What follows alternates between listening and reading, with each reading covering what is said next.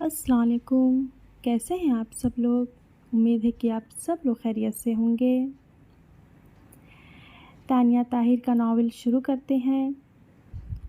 उनकी गाड़ी एक बहुत बड़े महल के आगे रुकी थी।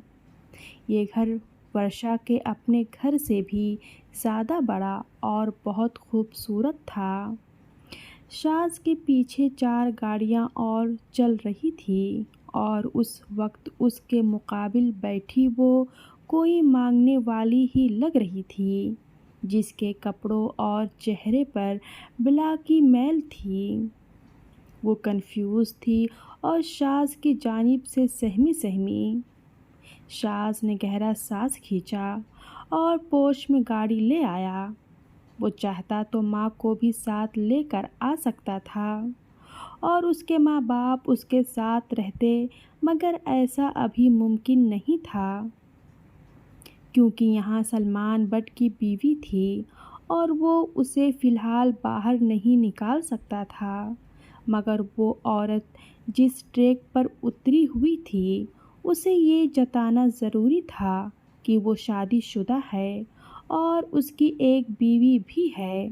अब वो बीवी उसकी मर्ज़ी और पसंद की नहीं है, ये बात सबको बताना ज़रूरी नहीं थी, या उसकी शादी किन हालात में हुई है, इस बात की आगाही भी सबको देनी ज़रूरी नहीं थी। या ये कहना मुनासिब है कि वर्षा को यहाँ लाने का मकसद सिर्फ सलमान की बीवी थी, क्योंकि वो बदकिरदार कभी नहीं था। वो जानता था महरम क्या होता है और ना चाहते हुए भी तमाम नफ़रतों के बावजूद उसकी महरम वर्षा ही थी, तो वो सना को क्यों कर लाता? और अगर माँ ज़बरदस्ती भी करती, वो तब भी सना को कभी भी यहाँ न लाता, क्योंकि वो चाहता ही नहीं था कि सना किसी के साथ मिलकर कोई भी प्लान तरतीब दे। सना की आदत से बखूबी वाकिफ़ जो था, तभी सिर्फ वर्षा को लाया था। वो खुद नहीं जानता था कि अब आगे वो क्या करेगा, मगर फ़िलहाल तो वो ले आया था। तभी गाड़ी से निकला तो इर्द गिर्द तरतीब से गार्ड्स खड़े हो गए।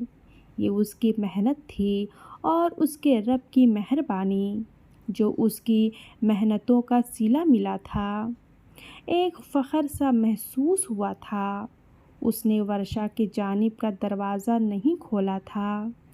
जिस गार्ड ने उसका खोला, उसी ने वर्षा के जानिब का दरवाज़ा भी खोला और वर्षा सर झुकाए अपनी उंगलियों को उस बेदर्दी से मोड़ रही थी कि अभी तोड़ देगी। वो बाहर निकल आई। शाज़ ने कुछ नहीं कहा, आगे चलने लगा। वो आंसू बहाती पीछे पीछे आ रही थी। शाज़ सुन सकता था उसकी आवाज़। उसने इर्द गिर्द देखा और यहाँ कई मुलाजिम थे। एक फ़ीमेल को बुलाकर उसे वर्षा का कमरा बताया। ये कमरा बिल्कुल उसके साथ वाला कमरा था और दोनों कमरे अटैच थे। बज़ाहिर 2 दरवाज़े थे, अंदर से एक दूसरे के साथ दरवाज़ों के ज़रिए ही जुड़े हुए थे, जबकि बाहर से भी रास्ते थे। उसने मेड को वर्षा को साथ ले जाने और फ्रेश कराने के लिए कहा। वर्षा को लगा था वो उसके साथ बिल्कुल वैसा ही करेगा जैसा सना ने किया। उसके थप्पड़ों के नीले पड़े निशान अब भी उसके चेहरे पर मौजूद थे, मगर वो उसे भेज रहा था। वर्षा को हैरानगी के साथ सिर्फ इतना महसूस हुआ कि वो ड्रामा कर रहा है, जबकि शाज़ को फ़िलहाल कुछ सोचना नहीं चाहता था। गैर इरादी तौर पर वो उसे अपनी माँ और सना के चंगुल से आज़ाद करा कर ले आया था, मगर दोनों ही अपनी अपनी जगह एक दूसरे के मुखालिफ थे। वर्षा खुद के साथ किए गए उसके जुल्म पर उससे नाला थी, जबकि शाज़ उसके इल्ज़ाम और पुरानी दुश्मनी पर भड़का हुआ था। वर्षा उस मुलाज़िमा के साथ चली गई। उस जैसी लड़कियों के बोल की कोई अहमियत नहीं थी और वो बोल कर क्या कह सकती थी। बोलने का अख्तियार तो शाज़ और उसकी मंगनेतर के पास था। उसके साथ जो हुआ उस पर तो दोनों में से किसी को भी कोई शर्मिंदगी नहीं थी। वो मुलाज़िमा के साथ कमरे में आ गई और उसने सबसे पहले वॉशरूम में जाना चाहा। प्लीज़ हमारे कपड़े निकाल दो। किस्मत शायद उस पर मेहरबान थी कि बाप की ज़िंदगी में भी उसके इर्द गिर्द कई नौकर चाकर थे और जैसे ही शाज़ की ज़िंदगी में शामिल हुई, यहाँ भी सब बदल गया और अब भी उसके गिर्द कई मुलाजिम थे। वो कहकर चली गई, जबकि मुलाज़िमा इधर उधर देखती खुद ही दिमाग चलाती सलमान की बीवी फ़राह की वार्डरोब में से उसने खुद ही कपड़े निकाल लिए। यहाँ चंद कमरे फ़राह के थे और सलमान ने हर कमरे में फ़राह के लिए सहूलियत का सामान रखा था। तभी मुलाज़िमा ने एक ड्रेस उठाया जो काफ़ी स्टाइलिश और सुर्ख रंग कलर का था और वर्षा के लिए रख दिया। ये थोड़ा ऊंचा केपरी और शॉर्ट शर्ट थी। वर्षा ने ऐसा ना लिबास कभी पहना था और ना ही उसने इतना लाल सुर्ख रंग कभी पहना था और ऊपर से बुखार की वजह से वो खुद में ज़्यादा हिम्मत महसूस नहीं कर रही थी। उसने शाज़ की चॉइस को गंदा करार देते रोते धोते वो ड्रेस पहन ही लिया और जैसे ही वो बाहर निकली, मुलाज़िमा के हाथ से ड्रायर ही छूट गया। उसकी मलाई सी रंगत सुर्ख जोड़े में ऐसे खूब चमक रही थी कि दूर से ही किसी की भी आंखें चुंधिया जाए। वर्षा ने अलबत्ता तवज्जो नहीं दी। ध्यान से पकड़े, उसे लगा अचानक गिर गई। मुलाज़िमा को तो वो ऐसी वैसी लड़की लग रही थी, लेकिन वो तो किसी सीप में बंद कीमती मोती की तरह थी। ऐसे नोखेज़ हुस्न जो शायद उसने कभी नहीं देखा था। हमारे बाल लंबे हैं तो थोड़ा वक्त लगता है सुलझाने में, क्या आप हमारी मदद करेंगी? उसने पूछा तो मुलाज़िमा ने शौक़ और जोश से सर हिलाया। वर्षा के बाल थाम लिए और सुलझाने लगी। बाल वाकई आधे घंटे में सुलझ गए थे, मगर सुलझ गए। आप ये बाल कटवा दें, इतने लंबे आपको परेशान करते होंगे, मुलाज़िमा ने मशवरा दिया। आपको काटने आते हैं? वह तशकर भरी नज़रों से देखने लगी। जी मैं, मुलाज़िमा हैरान हुई। जी आप ऐसा करें, आप काट दें। हमें गुस्सा आता है अपने बालों पर। पहले तो डैडी की वजह से चुप रहती थी, वो बोली, लेकिन मुलाज़िमा को कुछ मुनासिब नहीं लगा। हम कह रहे हैं आप काट दें, वो बेजारी से बोली। चलो किसी चीज़ का तो बोझ ख़त्म होता। मुलाज़िमा ने कैंची उठा ली। वो डर भी रही थी, मगर वर्षा ऐसी बैठी थी, कुछ भी काट ले क्या फ़र्क पड़ता है। और मुलाज़िमा ने जैसे ही आंखें बंद करके उसके बाल काटने की कोशिश की, वैसे ही गरजदार आवाज़ पर मुलाज़िमा के तो हाथ फूल गए, मगर वर्षा ने आंखें ज़ोर से बंद कर ली। वो उन आँखों को खोलकर शाज़ को देखकर सहमना नहीं चाहती थी, तभी सख्ती से बंद किए बैठ गई। शाज़ ने मुलाज़िमा को गुस्से से देखा। क्या हो रहा है ये? गार्ड्स को बाहर ही रुकने का कहा। वो जी मैडम ने खुद कहा है कि आप मेरे बाल काट दो, वो ज़रा डरते हुए बोली। तुम्हारी मैडम की ज़बान काट देनी चाहिए। ये ज़बान दूसरों पर इल्ज़ाम भी आसानी से लगाती है और बकवास भी अच्छी खासी कर लेती है। आज के बाद मैडम कुछ भी कहे कोई बात मानने की ज़रूरत नहीं है। तुम मेरी मुलाज़मा हो, मैडम की नहीं। वो हुक्म देने लगा। वर्षा सर झुका गई, अपने नाखून देखने लगी। यानी यहाँ भी तंज शुरू हो गए थे उसके अंदर। पहले ना हिम्मत होती थी शाज को देखने या कुछ कहने की, जो अब ज़बान खोलती। जाओ, शाज ने उसे निकलने का कहा। आप ना जाएं। वर्षा बेसाख्ता पलटी। वो उसके साथ नहीं रहना चाहती थी। और देखते ही देखते शाज का चेहरा धुआं धुआं हो गया। सुर्ख से चेहरे पर गुस्से की शदीद लहरें दौड़ने लगी। और तो उसे इसमें कोई इंटरेस्ट नहीं था और ना ही उसने उसके साथ कुछ अच्छा किया था। और इस वक्त वो उसकी बीवी थी, जिसके तमाम हुकूक उसी लड़के के पास थे जो उसके सामने खड़ा था, और उससे बचने के लिए उसे एक मुलाज़मा की ज़रूरत थी। वर्षा भीगी पलकों से मुलाज़मा को देखने लगी और शाज की सुर्ख नज़रों से डरते मुलाज़मा बाहर भाग गई। पीछे वर्षा खड़ी हो गई, खुद भी भागने की कोशिश करने लगी।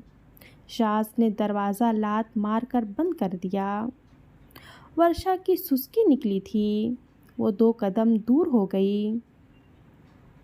कान खोलकर सुन लो ड्रामेबाज लड़की, तुम्हारे अंदर आगा शाज को न पहले दिलचस्पी थी और न आज है। तो ये फजूलियात तुम मुलाजमों के सामने करना बंद कर दो तो बेहतर है। वो उंगली उठाकर सुर्ख चेहरे से बोला था, जैसे उसकी हद हो गई हो। वर्षा ने आंसू साफ किए। फिर भी आपने हमारे साथ जुल्म किया है। वर्षा खुद को रोक नहीं पाई। दिलचस्पी न होने के बावजूद हम ही मिले थे आपको इस जुल्म के लिए। वो सुर्ख होती नाक को रगड़ गई। कुछ गुस्सा भी था। एक चमाट मारकर तुम्हारा दिमाग ठिकाने लगा दूंगा। उसने उल्टे हाथ का थप्पड़ दिखाया। वर्षा ने चेहरा छुपा लिया। शाज काफ़ी गुस्से में लगा था। हमें तो सना और आपकी अम्मी ने भी मारा था, आप भी मार लें, हम तो बेकसूर पिट रहे हैं। वो चेहरा मोड़कर रोने लगी, जबकि शाज 1 मिनट के लिए रुक गया। सना ने उसे मारा था। वो हैरान हुआ। सना से इस हद तक की उम्मीद न थी, मगर बात तो काफ़ी बड़ी हुई थी। वो रो रही थी और शाज ने सर झटका। ये तो उसका पसंदीदा मशगला था, इसमें घबराने वाली क्या बात हो सकती थी। मैंने तुम्हारे साथ कुछ नहीं किया है, तुमने मुझ पर इल्ज़ाम लगाया है। वो सुर्ख चेहरे से उसके सामने भी खुद की गवाही देने लगा। झूठ। वर्षा को पहली बार गुस्सा आया था, और वो भी उस शख्स के सामने जिससे वो सबसे ज़्यादा डरती थी। शाज उसका चेहरा देखने लगा, जहाँ सना के थप्पड़ के ही निशान थे। वो आपकी ही खुशबू थी, और वो आप ही थे जो वहाँ सिगरेट पी रहे थे। वो बोली, आज आज आज रोक नहीं पाई थी। न जाने उसके सामने आने और अपने हक में बोलते हुए उसे डर नहीं लग रहा था। शाज ने दांत पीस लिए। वो 2 कदम पार करके उसके नज़दीक आया। खुदा की कसम वर्षा, अगर मैं इतने नीच बदले पर उतर जाता तो तुम्हारी अज़मत और आबरू को कभी सलामत न छोड़ता। तुमने दुनिया की सबसे बड़ी भूल की है, मुझ पर इल्ज़ाम लगाकर। और मुझे तुम्हें यकीन दिलाने की ज़रूरत नहीं है कि मैं बद किरदार हूँ या नहीं। जिस लड़की को अपने बारे में होश ना हो, वो दुनिया की बेवकूफ़ और अहमक तरीन लड़की है। वो बहुत कुछ जताता दूर हुआ था। वर्षा ने नम आँखों से उसे देखने लगी। आप चले जाएं, हमें अकेला छोड़ दें। वो रोते बेड पर बैठ गई। शाज ने पलट कर देखा। इस सारे मामलात में उसके हुस्न को कैसे फरामोश कर गया। चौंका देने वाला हुस्न था उस पर। सौगवारियत हो तो कोई भी जान दे दे, वो तो फिर उसका शौहर था जो हमेशा से जायज़ रिश्तों को अहमियत देता था और दिल में छुपे बैठे चोर को जो बुरी तरह डांट देता था। सुर्ख रंग में उसे रोते देख उसकी जानिब ही देखता रह गया। वर्षा दुपट्टे से लापरवाह खड़ी थी। वैसे एक बात याद आई जो मुझे तुमसे पूछनी थी। वो जानबूझकर उसके पास आ गया। वर्षा ने उसकी जानिब नहीं देखा, जैसे एहतजाज में हो कि नहीं देखेगी, लेकिन शाज़ तो अपनी कैफियत से खुद ही उलझ रहा था, क्योंकि उसका दिल उकसा रहा था इतना सब होने के बावजूद कि वो उससे बात करता रहे और वो हक से उसके सामने यूं ही खड़ी रही। उसने कभी सना पर ऐसी निगाह नहीं डाली थी जितने हक से वो इस वक्त वर्षा को देख रहा था। हाँ, वो जानना चाहता था कि उसके साथ किसने किया था ये सब, और वो जान कर ही रहेगा और उस लड़की के सामने भी ला कर रहेगा। मगर उसे अंदाज़ा हो गया था कि वर्षा नहायत बेवकूफ़ लड़की है। सितम तो ये था कि वो किसी के सामने उससे इतना खुलकर बात नहीं कर सकता था, किसी के सामने उसे इतना हक से देख नहीं सकता था, ना ही अपने दिल को आज़ाद छोड़ सकता था। वो उसके सामने ड्रेसिंग का स्टूल खींचकर बैठ गया। वर्षा ने चेहरा मोड़ लिया। शाज़ हैरान ही था। इसमें अदाएं थी, ये उसे आज महसूस हो रहा था। तुम्हें मैं ही क्यों मिला ये बंदूक चलाने के लिए? वो तुम्हारा मुराद बेलूट मंगनीतर, तुमने ये इल्ज़ाम उसके सर पर क्यों नहीं डाला? वो त्योरी चढ़ाए उसे देखने लगा और कैसे सुकून से दूध में से मक्खी की तरह निकाल कर उसे बाहर कर दिया और आगा शाज़ को घसीट लिया, जिसका तुमसे कोई ताल्लुक़ नहीं था। आफरीन है तुम्हारी प्लानिंग पर। लोग माने क्या इस मासूम चेहरे के पीछे कितनी शातिर लड़की है। वो जानबूझकर उसे ये सब कह रहा था। आखिर को अपने दिल की भी भड़ास निकालनी थी, जबकि उसका दिल मचल रहा था वर्षा की आंखों की सुर्खी देखकर। वर्षा ने उसकी जानिब देखा। तो आप छोड़ दें, हम आपसे शादी करना भी नहीं चाहते थे। ये हमारे भाइयों की ज़बरदस्ती थी जो हमें आपके साथ बांधा है, वो बोली। हैरानगी तो ये है कि तुम्हारे मुंह में ये ज़बान आई कैसे? वह ऐब्रू चढ़ाकर बोला। वर्षा ने चेहरा ही मोड़ लिया। और दूसरी बात, तुमसे शादी की तो दिमाग में भी ना लाना कि तुम मेरे लिए कोई कीमती चीज़ हो। मेरा जिससे दिल करेगा मैं शादी कर लूँगा। फ़िलहाल तो तुम बोझ की तरह मुसल्लत हो मुझ पर। वो उठ गया दोबारा। वर्षा कुछ नहीं बोली, अपने पाँव ऊपर करके गुस्से में बैठी रही। शाज़ उसके किसी जवाब का मुंतज़र था, मगर उसने जवाब नहीं दिया था। कैसे आज ज़ुबान चला रही थी, वैसे आँख भी उठाकर नहीं देखती थी। शाज़ नफ़ी में सर हिलाता बाहर चला गया, जबकि वर्षा खुद नहीं जानती थी कि वो गुस्सा कर रही है शाज़ पर। वो आंसू साफ़ करते सर झटक रही थी और जब खड़ी होकर वो ड्रेसिंग के सामने आई तो एकदम धचका लगा। इतनी देर दुपट्टे के बिना उसके सामने बैठी रही और ज़रा भी एहसास नहीं हुआ कि उसे दुपट्टे की ज़रूरत है। वो अपनी हरकत पर दंग थी, या शायद शाज़ की निगाहों ने एहसास नहीं होने दिया। उसकी निगाहें कहीं भटकी ही नहीं, लेकिन शर्मिंदगी से वो खुद देख नहीं पाई।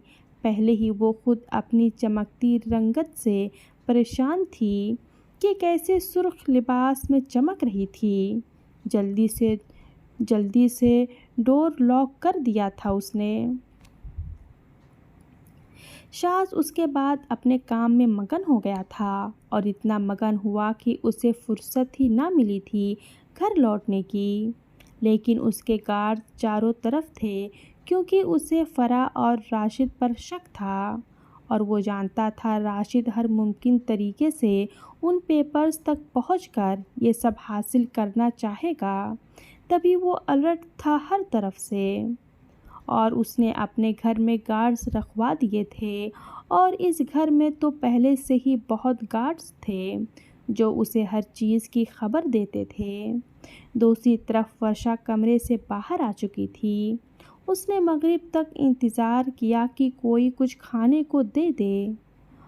उन तो बुखार भी हो गया था मगर उस शिद्दत में भूख बहुत लगी हुई थी। वो खुद ही हिम्मत करके बाहर आ गई और वो किचन में आई तो यहाँ बहुत कुछ खाने के लिए बन रहा था। यहाँ एक और लड़की भी खड़ी थी और वर्षा उसे देखकर एकदम चौंक उठी। वो उसमें कितना मिलती थी, जबकि दारा ने भी हैरानगी से देखा। तुम कौन हो और मेरे घर में क्या कर रही हो और ये मेरा लिबास क्यों पहना है तुमने? फराह ने भड़क कर पूछा तो वर्षा कंफ्यूज हो गई। पूछ तो वो भी सकती थी कि वो कौन है। क्या शाज इतना गंदा है, एक लड़की के साथ रहता है, एक लड़की की ज़िंदगी बर्बाद कर दी और एक लड़की को मंगनेतर की इसमें आज भी फंसा रखा है। उसे शाज से मज़ीद उलझन और नफ़रत हो गई। वो हमें भूख लगी थी, उसने बालों की लट कान के पीछे की और परेशान सी देख रही थी, जबकि फराह ने उसे ऊपर से नीचे तक देखा। गूंगी हो तुम, आवाज़ क्यों नहीं निकल रही? वो गुस्से से बोली तो वर्षा पलट गई। जब से अपने घर से निकली थी किसी एक शख्स ने भी प्यार से बात नहीं की थी। उसे सख्त रोना आया, अपने भाइयों और बाप से भी शिकवा हुआ। इतनी मोहब्बत करने वाले लोग उसे कैसे भूल बैठे थे कि पलटकर पूछा ही नहीं। वो भागकर दोबारा उसी कमरे में बंद हो गई और जितना दिल किया अपनी पसंदीदा काम में तादेर मशगूल रही थी।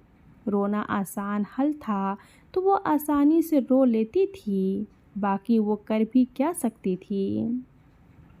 जबकि फराह की आबरू चढ़ चुकी थी। कौन है ये, कोई बताने की जहमत करेगा मुझे? वो मुलाजमों पर गुस्सा निकालने लगी। एक ने बताया कि शाज लेकर आया था। कौन थी ये शाज की? फराह सोचने लगी। बीवी। अब तक उसने शाज को समझा था वो किसी भी ऐसी वैसी लड़की को मुंह उठाकर नहीं ला सकता था घर में, तो ज़रूर 100% ये उसकी बीवी थी।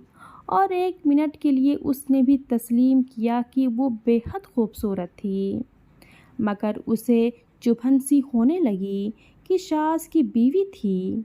वो तो अपना जादू उस पर चलाना चाह रही थी कि दोबारा राशिदा आ गई, मगर कुछ नहीं होता। वो जब सलमान बट जैसे इंसान को मौत के मुंह में धकेल सकती है, शाज तो उसे फिर पसंद आ गया था।